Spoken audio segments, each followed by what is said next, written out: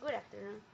To get an idea of the real labor world and to get a clear perspective about what we will face when we graduate as English teachers, I interviewed the coordinator of the language department in a school. The school I chose is Instituto Samba because I started there since I was in kindergarten until I graduated from middle school. And in school, I learned almost everything I know about the English language because they start teaching kids since kindergarten. I didn't have the opportunity to learn English in another country like US or Canada, but I think that I have similar abilities as someone who do live there. For that reason, I think that this school may have a great English program for being capable to developing students a great understanding of English as a second language. Okay, so I made the interview to the coordinator, and my findings were that for the hiring process, teachers must fill out an application form. This is a special application form of the school.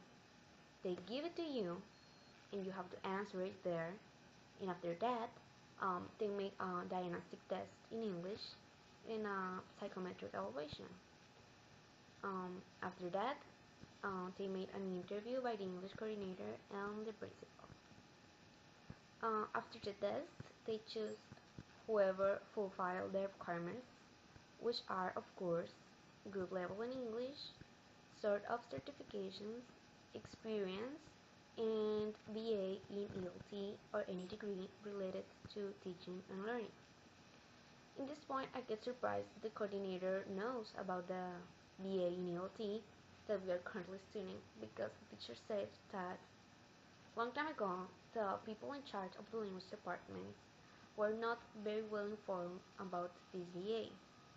But in this case, the coordinator knows about the BA because he's a former student, and that's great. Um, the qualities that they look for a teacher is experience, leadership, someone who is responsible and active, and someone who obeys rules and policies. They apply a test called Field's Certificate of English Computer-Based Test, and during the interview they evaluate their English level and pronunciation.